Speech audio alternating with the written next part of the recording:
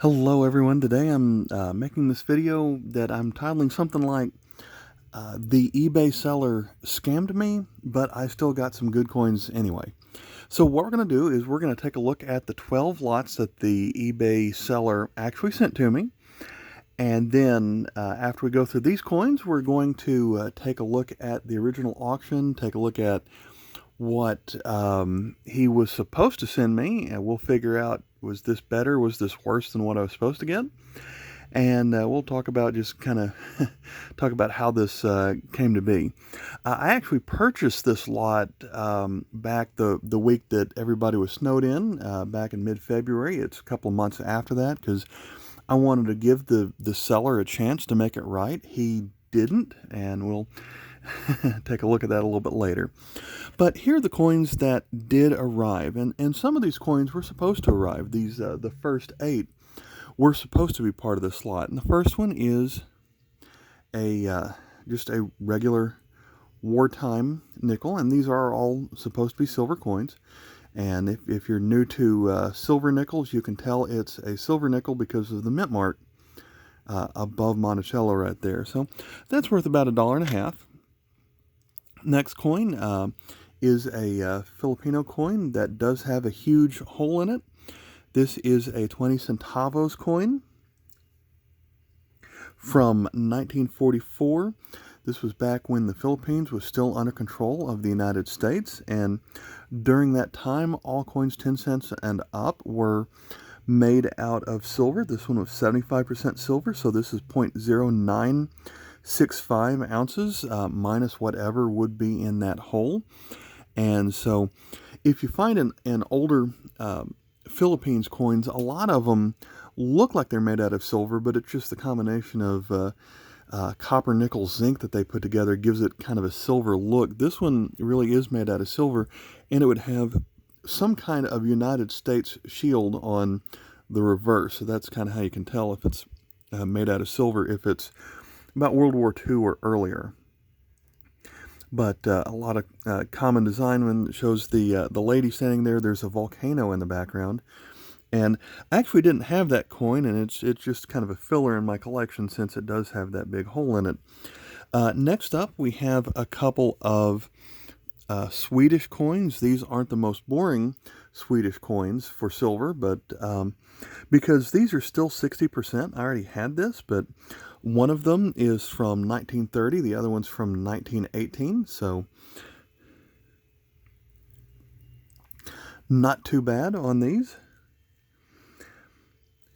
They will both have a silver content of 0.0467 ounces, so not the worst thing you could get. As we get some into a little bit better, this is a very slick, well-worn coin, but this one is also from Sweden. It's a 1 Kroner coin from 1898. The catalog number of this one is KM760. This is made of 80% silver, and so this one's a fairly large coin, 0.1929 ounce of silver. The king of the time is Oscar II. It says Sweden right there. They spell it Sveriges, I guess. That is the design with the, I guess, the Swedish crest, 1898.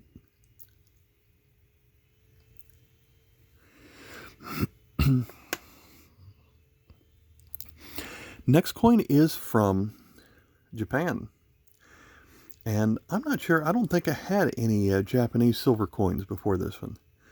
So this one is a 20 sen, like we have 100 pennies make up a dollar. They have 100 sen make up a yen.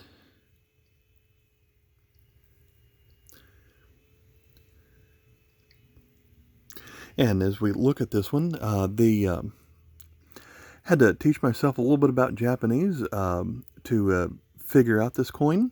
Math in Japan, or using Japanese characters, when we say the number 543, they would write that down using their characters for 5, 100, 410, 3. So we can tell this is a 20 cent coin. Well, it actually says 20 sen at the bottom on this side, but looking over on the character side, the 2 lines at the top, that is 2, and the plus is 10, so that makes 20. And this is a very complicated character for the word sen. And then to find the date on this coin, also took a little bit of research. And let me check my notes on this one. Reading right to left, we have these 2 symbols represent that it's the reign of Emperor Matsuhito. That's a 4, that's a 10, that's a 2. So this is year 42 of Emperor Matsuhito, and that would be, this coin is from 1909. While we're looking at Japanese coins, next we have a 50-cent coin. Oh, on the last coin we had, the 20 cent, it was 80% silver, so that gives us 0.1042 ounces of silver.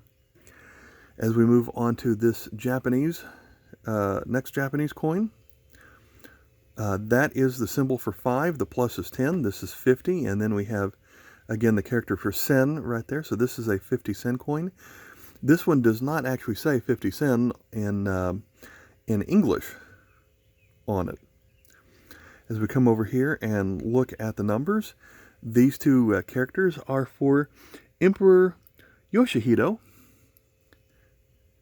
and then plus for 10, 2, so this is year 12 of Yoshihito. That makes this 1923. This is 72% silver with a silver weight of 0.1148 ounces. So that's really nice.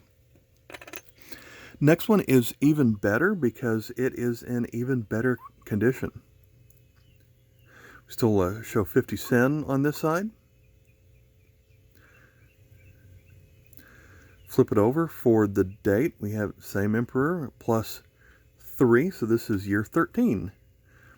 But this coin is in really nice condition. So this might be my favorite one that arrived. Doesn't have the most silver. This one did, but that one was so well worn. So this coin is from 1924. Now, those are the 8 coins that showed up in the picture. The next 4 coins were not in the picture, were not in the listing, but they showed up anyway. First one, still pretty nice. Smaller Japanese coin, but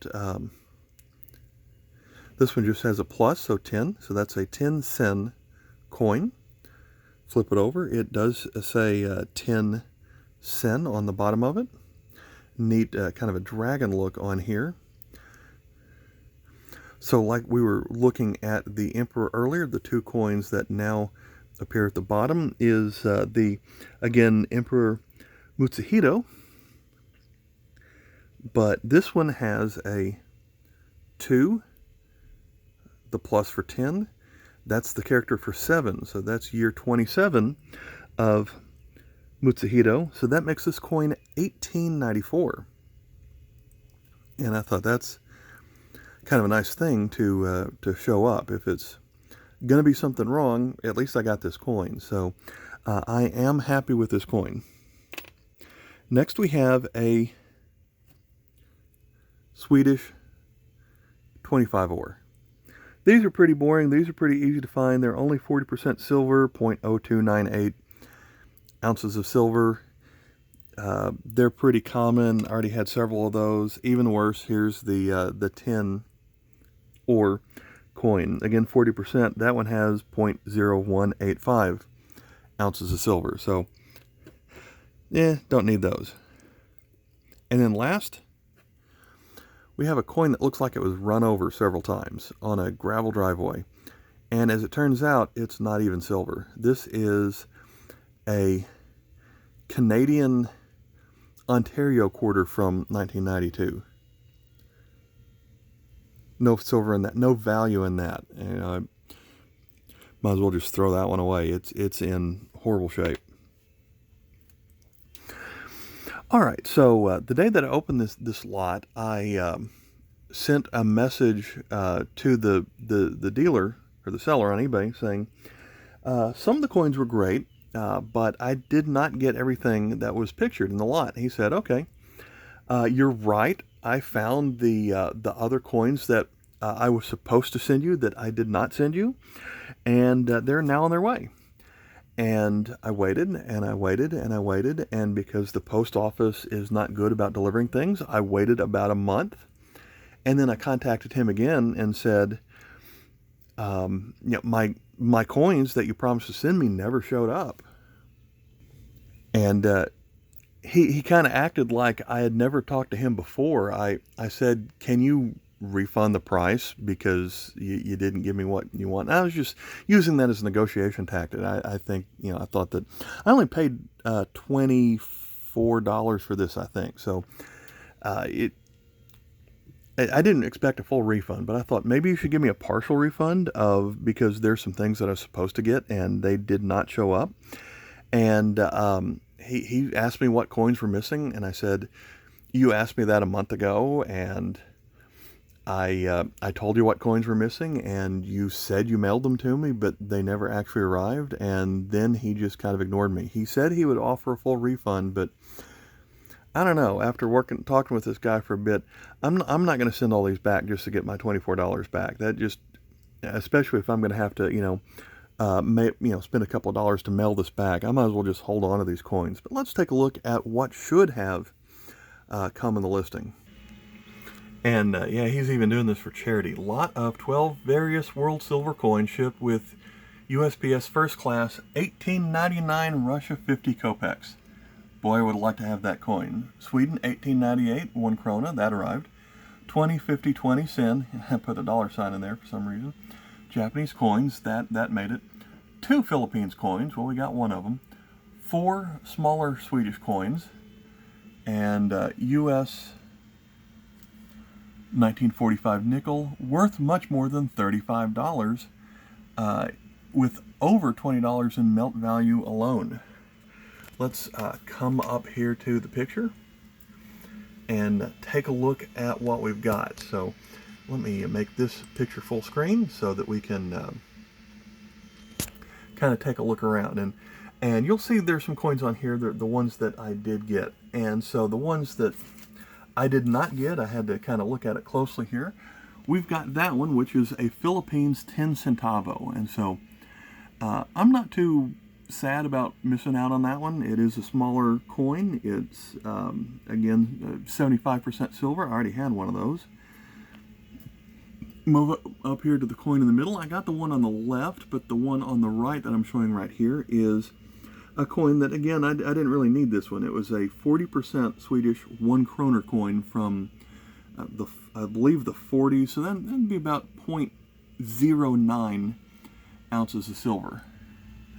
Here's the first one that I'm sad about. This one is, can't quite tell what it is. I did a lot of research on this one to try and figure out what that says. It's, I thought it was a British coin when Britain controlled India, because the way you read the words around it, it says George VI, King and Emperor of India. As it turns out, that coin is not from India, and after doing some searching on it, there are 4 British-controlled countries that did have that design with those words and that portrait with the king actually wearing the crown. So those countries were British Honduras, which is today known as Belize, Guyana, Malaya, which was a major part of what we now call Malaysia, and then Ceylon, which is now Sri Lanka. And so can't tell exactly what that would have been. It's about the size of a dime, and there were some sterling 92.5 coins with that design. There were some 50% coins of that design. So if we assume it's the worst coin on here, there was one that was only 0.03 ounces of silver. So for the sake of what's the worst it could be, it would have been a coin new to my collection, but perhaps something that didn't have a lot of silver to it. But the one that I'm the most upset did not arrive is this one here. And so that's a hefty coin. There is a 2 jewelry loops on it, which kills the numismatic value. But this is a Russian 50 Kopec coin. It would have been 90% silver with a silver weight of 0.2893 ounces on it. And so I'm not happy that that one didn't come in with that one was promised, especially since he specifically mentioned it in the listing. And so while I'm happy to have gotten the smaller Japanese and older coin that was not shown here, got that garbage quarter, got two low value Swedish coins, and instead, what can you say on that?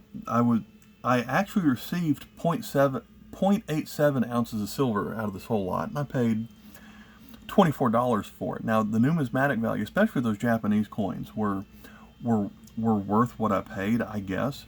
But I was supposed to get 1.2 ounces of silver out of that, which he would have been selling it below spot price to get it at that price. And so let's close the picture out right here. When I bought this lot, he actually had 100% feedback, and I'm about to leave my negative feedback on that, but you can see he's at 93% now. And with a name like the Highest State, shipping it for $420, maybe he's got his mind elsewhere on here, but I don't even know why it says estimated arrive before May. I guess that would be if I was purchasing it today. So, what do you think? I'm still sort of happy with the lot. But I feel like I'm missing out what I could have gotten from this lot. So, what do you think? Tell me, would you have sent it back? Would you have left negative feedback? Would you have left just neutral feedback for a lot like this? So, tell me what you think. Are you happy with the coins? Do you like some of the coins that I got out of here? All right. Thanks for watching. Bye. Oh yeah, while I'm here, one other reason that I thought it was kind of scammy was when I first bought it, order status paid, he wrote me and said, "Hi, your item will get shipped out first thing tomorrow morning." But then when I wrote him to say that there was a problem, "Hi, you're correct. I realized when I looked at the photo, I'm sending you those free shipping. Sorry about that." Hi, I'm sending those coins out to you ASAP. So sorry, this is very unacceptable on my part. And then 3 days later, hey, I'm sending you the extra coins tomorrow. I've dealt with a couple of problems that I've had off of eBay in the past is when someone would price something lower than anybody else, and then they would give you a shipping time of, hey, it's going to show up in a month, and then it never shows up. And the way the scam worked was the sellers close up shop, disappear, eBay can't find them, all the people who bought it get their refund from eBay and PayPal, and so eBay gets scammed. But part of the trick there is it took so long for it to take place that they've had a chance to go away. And so a month later, I called them out and I said it was, to me, it looks like a bait and switch where you don't send me the stuff that I asked for or that you show in the picture, and then I get something different, and then I never actually receive what I'm supposed to. It's like, and he says a bait and switch. What is that, man? Oh well. Hopefully no one else will have problems with this guy, but some people have. He's got lower than normal feedback on eBay.